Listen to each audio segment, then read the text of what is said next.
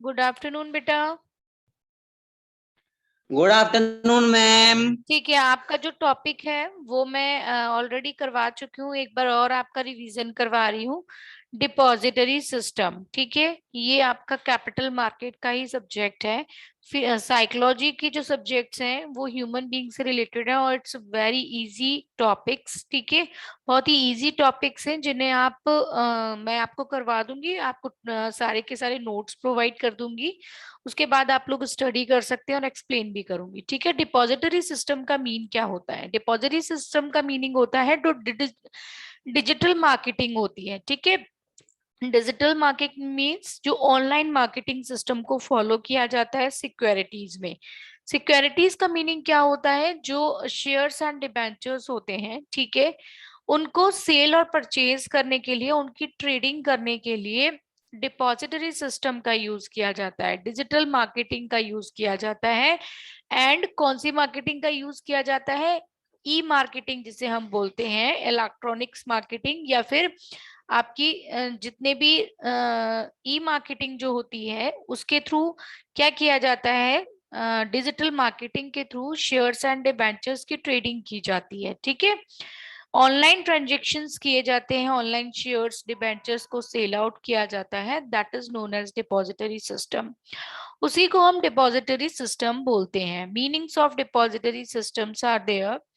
The depository systems involves the paperless और scripts led trading होती है, ठीक है। तो जो डिपॉजिटरी सिस्टम होता है उसमें पेपरलेस और स्क्रिप्टलेस ट्रेडिंग होती है। पेपरलेस का मीनिंग क्या होता है?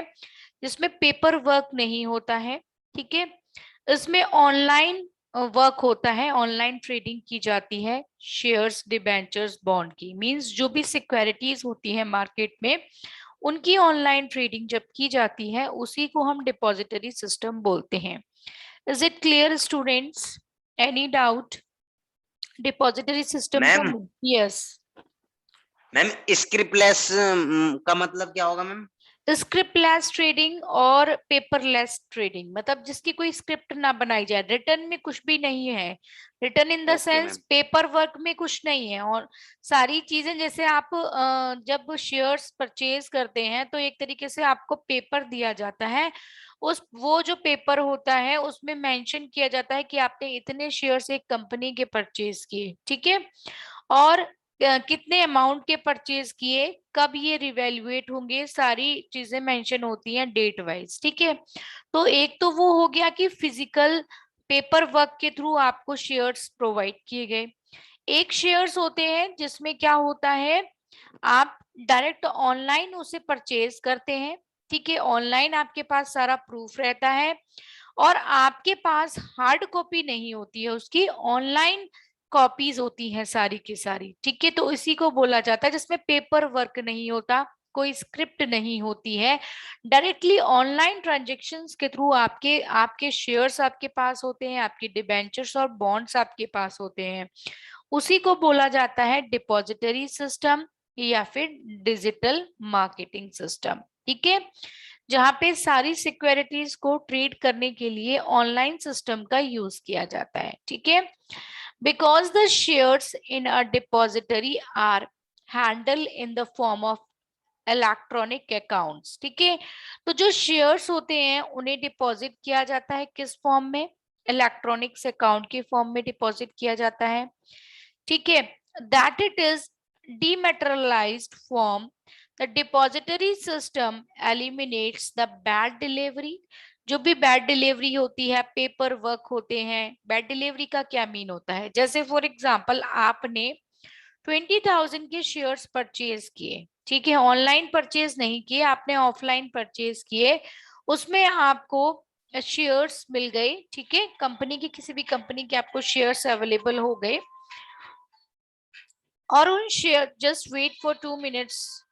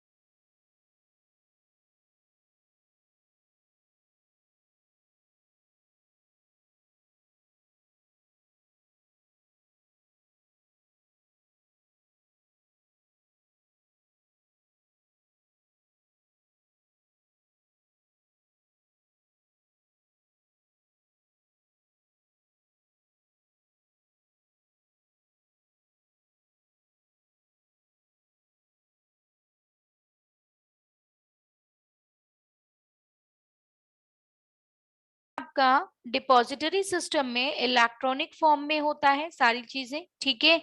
लेकिन अगर फिजिकल फॉर्म में जो होता है, जैसे फॉर एग्जांपल एक पर्टिकुलर पर्सन ने 20,000 के शेयर्स परचेज किए, ठीक है, फिजिकल फॉर्म में, ऑफलाइन फॉर्म में उसने क्या किया, शेयर्स को परचेज कर लिया, तो गलती से किसी बैड डिलीवरी, मींस उसका नेम था राम, राम के किसी और राम के घर पे वो पहुंच गए, ठीक है, उसके यहाँ पे बैड डिलीवरी नहीं हो पाई, तो ये जो बैड डिलीवरी की जो चीजें होती हैं वो पॉसिबिलिटीज कम हो जाती हैं, किसमें, डिपॉजिटरी सिस्टम में, ठीक है। पेपर वर्क नहीं होता है इसमें, सारी आपको फैसिलिटीज प्रोवाइड की जाती हैं थ्रू द मेल, मेल पे आपको सारी फैसिलिटीज प्रोवाइड की जाती हैं, और पेपर वर्क नहीं होता है, फैसिलिटेड ऑटोमेटिकली ट्रांजेक्शन्स आपके यहाँ पे आते हैं, और with the help of digital system in a script, ठीक है, that is known as depository system. उसी को हम डिपॉजिटरी सिस्टम बोलते हैं। ऑनलाइन ट्रांजेक्शन्स या फिर डिजिटल सिस्टम को यूज करते हुए सिक्योरिटीज को शेयर एंड परचेज किया जाता है, that is known as depository system, ठीक है। Is it clear? Any doubt, any problem students? Suppose you hold a share certificate of 100 shares, ठीक है, सपोज आपने 100 शेयर्स को, सर्टिफिकेट को होल्ड किया है, ठीक है, of XYZ limited company. XYZ limited एक कंपनी है जिसके 100 शेयर्स आपके पास हैं, जो कि फिजिकल फॉर्म में है, and printed certificate issued by a company, और कंपनी ने प्रिंटेड सर्टिफिकेट्स भी आपको इशू कर दिए हैं, ठीक है। You want to convert it into dematerialisation forms, एक होता है मेटेरियलाइजेशन फॉर्म एंड नेक्स्ट होता है dematerialisation forms in the form of computer statement issued by a depository. Dematerialisation form क्या होता है, ऑनलाइन ट्रांजेक्शन, मींस आपका जितना भी स्टेटमेंट होगा वो ऑनलाइन आएगा आपके पास, उसी को हम डीमेटेरियलाइजेशन फॉर्म बोलते हैं, और मेटेरियलाइजेशन फॉर्म का मींस होता है ऑनलाइन ट्रांजेक्शन, ठीक है, उसको हम बोलते हैं dematerialisation forms for you, and you have to cancelled to XYZ limited company, the depository will issue you a computer printed statement. Depository will issue you a computer printed statement that show how much money is lying in your bank account. When you want to sell these shares, you will issue a kind of check that these shares is to be transferred to the purchasers, ठीक है। तो इसमें यही बताया गया है कि जब ऑनलाइन सिस्टम के थ्रू या फिर डिजिटल सिस्टम के थ्रू जब shares, debentures and bonds mean securities को जब इशू किया जाता है, तो उसमें टाइम बहुत कम लगता है, ठीक है, पेपरलेस वर्क होता है जिसमें पेपर का यूज नहीं किया जाता, सारे ट्रांजेक्शन्स को मेल के थ्रू सेंड किया जाता है, that is known as depository system, ठीक है, उसी को हम डिपॉजिटरी सिस्टम या डिजिटल मार्केटिंग सिस्टम बोलते हैं, ठीक है। नेक्स्ट आता है आपका different players in the depository system, कौन कौन से लोग हैं जो वर्क करते हैं डिपॉजिटरी सिस्टम में, ठीक है। तो different players in the depository systems are, depository system में ये प्लेयर्स वर्क कर रहे हैं। First one is the depository, the participants, depository work करते हैं, पार्टिसिपेंट्स वर्क करते हैं, द बेनिफिशियल ओनर्स होते हैं, and the issuers, these are the players in a depository system. Depository system में ये प्लेयर्स वर्क कर रहे हैं, कौन कौन से प्लेयर्स हैं जो डिपॉजिटरी सिस्टम में वर्क कर रहे हैं, द डिपॉजिटरी, डिपॉजिटरी जो होता है वो वर्क कर रहा है। नेक्स्ट आता है आपका डिपॉजिटरी के बाद में, नेक्स्ट है द पार्टिसिपेंट्स, पार्टिसिपेंट्स के बाद है नेक्स्ट द बेनिफिशियल ओनर, जो बेनिफिशियल ओनर होते हैं। नेक्स्ट आता है जो भी हमारे द इशूअर्स होते हैं वो, ठीक है, तो दीज आर द डिपॉजिटरीज, ठीक है, ये डिपॉजिटरीज होते हैं, and these depositories are working as a players in a depository system. Okay, is it clear students? Yes, just tell me. Yes beta, is it clear? Hello? Yes ma'am. Yes ma'am. इतना clarity है? Next आता है Yes, जो ma'am. Participants होते हैं वो work कर रहे हैं। कौन कौन से पार्टिसिपेंट? The depository. डिपॉजिटरी का मीनिंग क्या होता है? The depository is an organisation which is to deposit the different investors money in a electronic form. Just money has to be kept in a depository form. Okay. Next आता है the participants. जो participants होते हैं वो, ठीक है, they are working. अब participants act as an agent. जो पार्टिसिपेंट्स होते हैं वो एक्ट एज ए एजेंट की तरफ वर्क करते हैं। The participant act as an agent of the depository. Okay, जो पार्टिसिपेंट्स होते हैं वो कैसे एक्ट करते हैं? एज ए डिपॉजिटरी एक्ट करते हैं, ठीक है। तो the participants act as a agent of the depository system, that is known as the participants. For example, कुछ examples दिए हुए हैं आपके सामने given है। First one is ICICI Bank, ठीक है, HDFC Bank, they are working as the participants in a depository system. Next आता है the beneficial owner। जो beneficial owners होते हैं they are working in a depository system, ठीक है, तो वो भी वर्क करते हैं डिपॉजिटरी सिस्टम में। बेनिफिशियल ओनर्स जो होते हैं, तो जो beneficial owners is the real owner.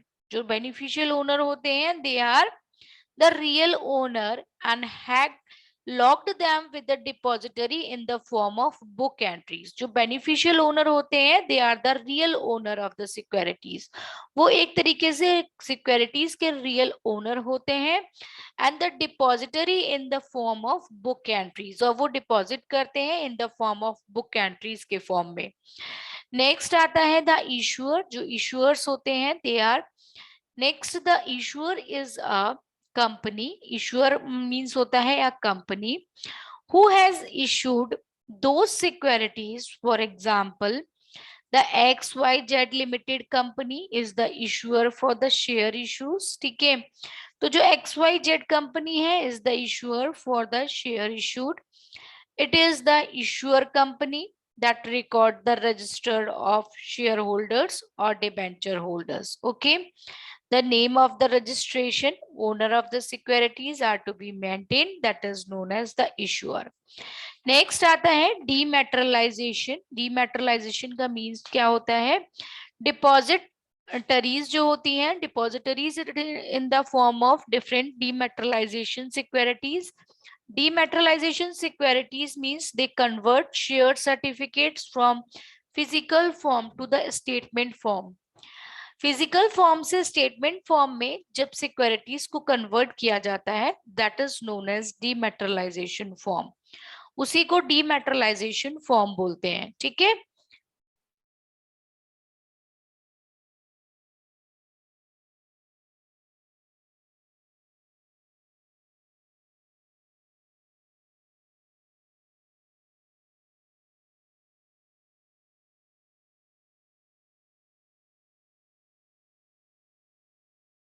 Fifth और थर्ड में किया है sir.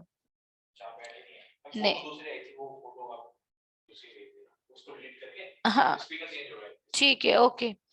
Next one is different beneficial owners the issuers. डीमेटेरियलाइजेशन forms. डीमेटेरियलाइजेशन form का मीनिंग क्या होता है? डीमेटेरियलाइजेशन फॉर्म में जो डिपॉजिटरीज होते हैं दे convert shared certificates from the physical form to the statement form. means जो भी सर्टिफिकेट्स होते हैं शेयर्स डिबेंचर्स के वो फिजिकल फॉर्म से स्टेटमेंट फॉर्म में आ जाते हैं, उसी को डीमेटेरियलाइजेशन फॉर्म बोलते हैं, ठीक है। Convert the share certificate from the physical form. Physical form का मीनिंग क्या होता है? फॉर एग्जाम्पल शेयर्स जो होते हैं उनको एक पेपर पे लिखा जाना, कोई एक वैलिड पेपर तैयार करना, जो पेपर में लिखा जाता है, स्क्रिप्ट लिखी जाती है कि आपने इतने शेयर्स इशू करवाए, ये कंपनी का नेम है। कंपनी अपना एक पेपर इशू करती है, जो भी कंपनी होती है वो अपना पेपर इशू करती है, ठीक है। तो डीमेटेरियलाइजेशन फॉर्म का मीनिंग क्या होता है? स्टेटमेंट फॉर्म में आपके पास ऑनलाइन सारी चीजें आ जाएंगी, ठीक है, आपको पेपर की रिक्वायरमेंट नहीं होती है, उसी को बोला जाता है डीमेटेरियलाइजेशन फॉर्म। सेकंड है आपका सेकेंड है electronic statement of sale and purchase. What do you mean by electronic statement of sale and purchase? Electronic statement of sale and purchase का मीनिंग होता है they help in the sale and purchase of the securities by transfer entries. ठीक है, they help in sale and purchase of the securities. Sale करते हैं और purchase करते हैं सिक्योरिटीज को by transferring the entries, eliminating physical handling of the original script. That is the electronic statement of sale and purchases of the securities. ठीक है, तो online transactions में क्या होता है, इलेक्ट्रॉनिक स्टेटमेंट के फॉर्म में सेल की जाती है securities. Okay, that is known as electronic statement of sale and purchase of securities. Is it clear, students? Just tell me. Yes, beta. Is it clear? Next आता है, that one is the third point, nomination facility. Nomination facilities का meaning क्या होता है? A holder, जो holder होता है company का, ठीक है, a holder of depository account can nominate any person. जो होल्डर होता है डिपॉजिटरी अकाउंट का, ये नॉमिनेट करता है किसी भी एक पर्सन को, ठीक है, who automatically become owner of the deposited securities after his death. ठीक है, तो जैसे आप जो है फॉर एग्जाम्पल नॉमिनेट करते हैं, नॉमिनेट का मीन्स क्या होता है, जैसे आप बैंक में जाते हैं और बैंक में एक अकाउंट ओपन कराते हैं, ठीक है, अकाउंट ओपन कराते हैं, उस टाइम पे आप करते हैं, क्या करते हैं, किसी को अपना नॉमिनी बनाते हैं. जैसे आफ्टर डेथ आपके यहाँ पे कौन नॉमिनी होगा, आपका वारिश कौन होगा, ठीक है. तो सेम ऐसे ही अगर सिक्योरिटीज इश्यू होती हैं तो at that time nominee is to be declare. ठीक है, तो डिपॉजिटरी सिस्टम में क्या होता है, ऑटोमेटिकली जिसको आप नॉमिनी बनाते हैं, जिसका नॉमिनी में आप नेम मेंशन करते हैं, उसका नेम आप ऑटोमेटिकली जब आपकी डेथ हो जाती है उस टाइम पे क्या होता है, ऑटोमेटिकली जो ओनर होता है become owner of the depository securities after his और हर डेथ. ठीक है, तो डेथ के बाद में ऑटोमेटिकली जो नॉमिनी होता है वो हो जाता है owner of the securities. Okay, is it clear? Any doubt? Yes, no ma'am. Clear नहीं हुआ यहाँ पे?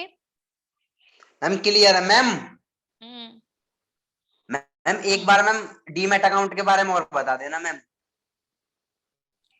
डीमेट अकाउंट, डीमेट अकाउंट भी वही होता है. डीमेट अकाउंट क्या होता है, जब फॉर एग्जाम्पल आपको किसी कंपनी के जो शेयर्स हैं वो परचेज करने हैं, ठीक है, तो आप क्या करेंगे, बैंक में जाएंगे, बैंक में आपका जो अकाउंट ओपन होगा उसमें कभी भी शेयर्स और डिबेंचर्स नहीं आते हैं, कभी भी सिक्योरिटीज ट्रांसफर नहीं होती हैं, हमेशा ही सिक्योरिटीज डीमेट अकाउंट में आती हैं. ठीक है, तो इस डिजिटल फॉर्म का ही मीनिंग डीमेट अकाउंट ही एक एग्जाम्पल है डिजिटल फॉर्म का. ठीक है, ओके. मैम किसी भी बैंक में खुलवा सकते हैं हम डीमैट अकाउंट मैम? कुछ बैंक्स जो होती हैं वो अलाउ करती हैं डीमेट अकाउंट को, और कुछ बैंक्स जो होती हैं वो अलाउ नहीं करती हैं डीमेट अकाउंट को. क्यों? सारी बैंक्स नहीं करती हैं डीमेट अकाउंट को ओपन. ठीक है, यस मैम. इसके लिए अपने अपने बैंक्स के अलग अलग रूल्स होते हैं और अलग अलग परसेंटेज भी होते हैं डीमेट अकाउंट को ओपन कराने के. ठीक है, okay ma'am. Demat account open कराना कंपलसरी होता है जब आप सिक्योरिटीज को परचेज करना चाहते हैं किसी भी कंपनी के. अगर आप शेयर्स और डिबेंचर्स परचेज करना चाहते हैं तो आपको डीमेट अकाउंट ओपन कराना कंपलसरी है. अगर आप डीमेट अकाउंट ओपन नहीं करवाते हैं तो आप क्या कभी भी सिक्योरिटीज को क्या नहीं कर सकते हैं, सेल और परचेज नहीं कर सकते. परचेज और सेल नहीं कर सकते. ठीक है, सिर्फ आप डीमेट अकाउंट ओपन कराएंगे, उसी के बाद आप सिक्योरिटीज को परचेज और सेल कर सकते हैं. नॉर्मल आपका किसी बैंक में अकाउंट होगा तो आप सिक्योरिटीज को परचेज और सेल नहीं कर पाएंगे. Okay, is it yes ma'am. Clear? Next आता है आपका allotment in electronic and demat form. ठीक है, allotment in electronic and demat form. Now many companies, बहुत सारी companies हैं, have started issuing shares in dematerialization form, demat account जिसे बोलते हैं. They ask applicants, वो अपने applicant से बोलती हैं, पूछती हैं to maintain their demat account. अपने demat account को maintain करिए. Number in the application form and in which accounts the allotment share are to be transferred. ठीक है, कि किस अकाउंट में आपके जो शेयर्स हैं उन्हें हम ट्रांसफर करें. ठीक है, तो एक सेपरेट अकाउंट ओपन कराना होता है जिसे हम डीमेट अकाउंट बोलते हैं. नेक्स्ट देखिए, डिफरेंट डिपॉजिटरीज को मैंने आपको क्लियर कर दिया है. नेक्स्ट, डिपॉजिटरीज इन इंडिया.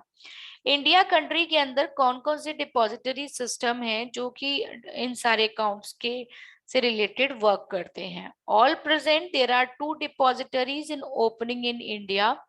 इंडिया के अंदर ओपन है national securities depository limited, NSDL जो है, एंड नेक्स्ट है आपका central depository securities India limited. ठीक है, जिसे हम CDSL बोलते हैं. ठीक है, फर्स्ट आपकी जो नेशनल सिक्योरिटीज डिपॉजिटरी लिमिटेड है NSDL, it has been promoted and the national stock exchange and started opening from the November से इसने वर्क करना स्टार्ट किया था 1996 से, and it is the first Indian depository. ठीक है, ये फर्स्ट इंडियन डिपॉजिटरी थी जिसने वर्क करना स्टार्ट किया था.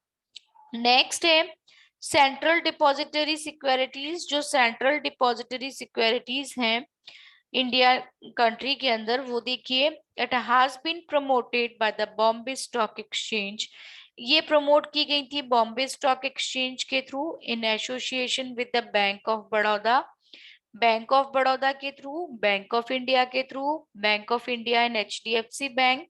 It commences operations from February 1999.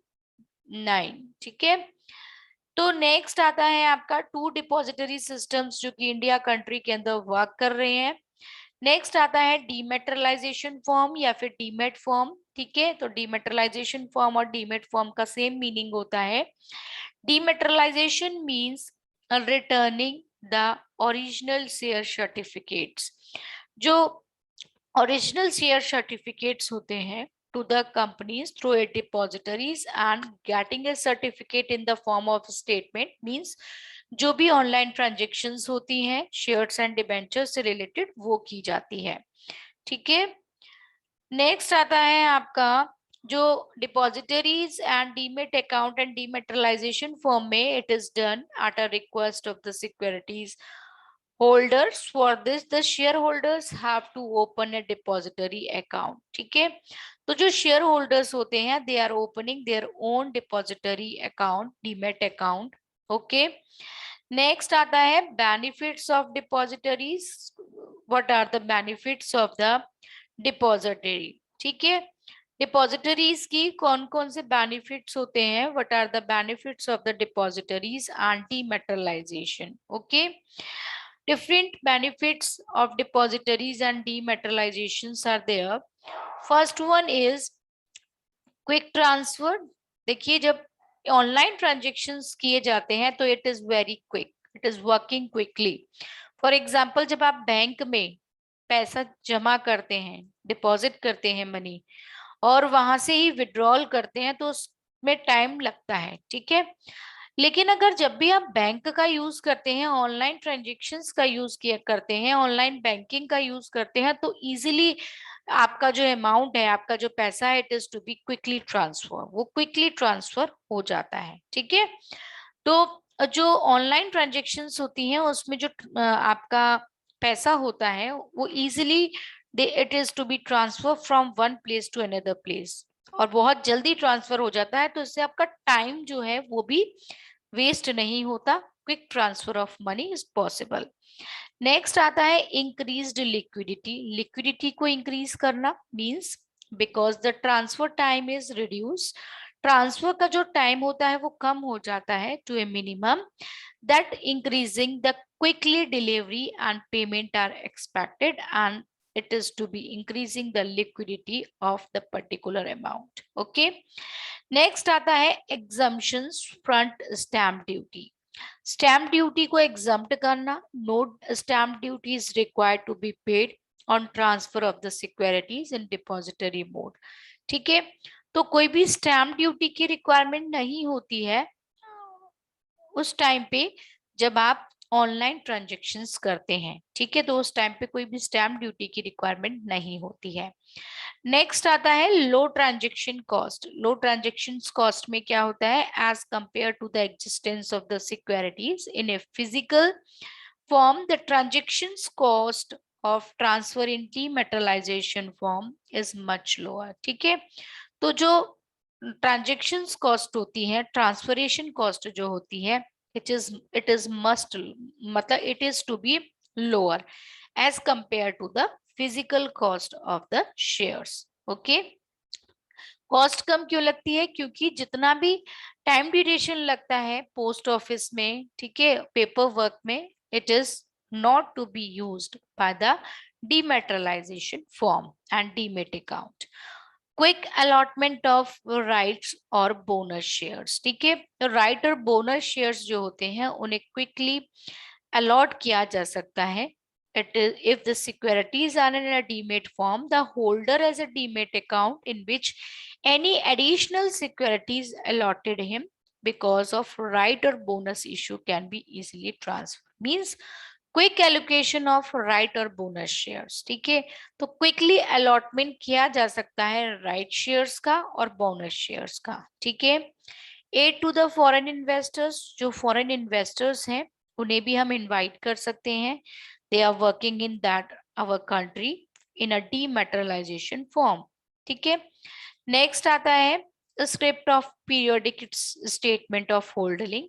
Periodic statement जो होती है शेयर्स और डिबेंचर्स से सिक्योरिटीज से रिलेटेड, वो time to time online transfer होती रहती है, ऑनलाइन ट्रांजेक्शन्स होते रहते हैं। ठीक है, टाइम टू टाइम आपके पास ऑनलाइन ये इंफॉर्मेशन आती रहती है। नेक्स्ट आता है needs of depository system in India. India के अंदर डिपॉजिटरी सिस्टम की रिक्वायरमेंट क्यों हुई, what are the needs of depository system in India. First आता है delay in transfer of securities. Securities को ट्रांसफर करने में जो डिले होता है, under traditional system there was undue delay in the transfer of the securities due to mutual and paperwork. ठीक है, तो delay in transfer of the securities, securities को ट्रांसफर करने में जो डिले होता है, ठीक है, it is to be minimizes by using that system needs of depository system। जैसे जितना भी डिले होता है वो डिले वर्क नहीं होता है because we are using the depository system. Depository system कम करता है टाइम को, ठीक है, क्योंकि टाइम ड्यूरेशन कम लगता है इसमें। तो because of depository system in India country time duration is to be decreases.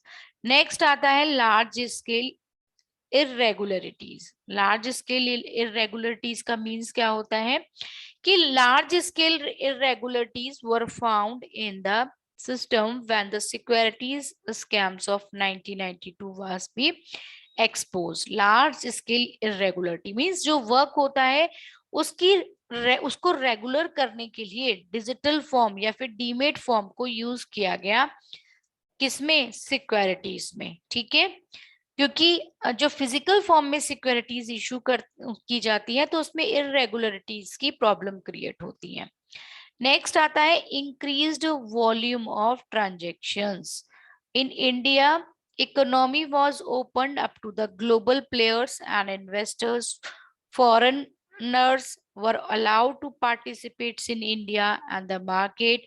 All this result in increasing volume of transactions, increased volume of transactions। ठीक है, नेक्स्ट आता है आपका needs for foreign investors. Foreign investors की requirement क्यों हुई, needs of for foreign investors the increasing physical deficit means easily जो foreign investors थे वो इन्वेस्ट कर सकते थे इलेक्ट्रॉनिक फॉर्म में, मींस डिजिटल फॉर्म में, डीमेट फॉर्म में। अदरवाइज फिजिकल ट्रेडिशनल फॉर्म में it is very hard to participate the foreign investors. ठीक है, तो फॉरेन इन्वेस्टर्स का पार्टिसिपेट करना बहुत ज्यादा टिपिकल हो जाता है on that time. Other problems are there. There are various other associated with the dealing the physical shares, such as delay in getting duplicate shares, debenture certificates, ठीक है। तो अदर प्रॉब्लम्स भी इंक्रीज हो जाती हैं when the companies are issuing the securities in a physical form, ठीक है। Problems of theft means चोरी होने का, mismatching of the signature, inadequate infrastructure to handle large volume of application. So these problems are created by using that type of physical forms of the shares, means physically form offline उसमें या फिर physical form में जब securities को issue किया जाता है तो these types of problem is increasing. Paper work भी बहुत ज्यादा इंक्रीज हो जाता है, जैसे buying and selling and transfer of, leading to the cost of handling storage transportation system, that is to be increases because of using that type of physical forms and issuing of the securities by the company. Yes beta, any other doubts students, just tell me. No ma'am.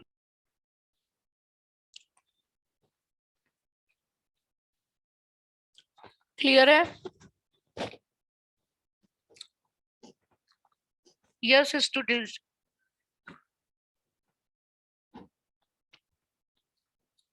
your class is over.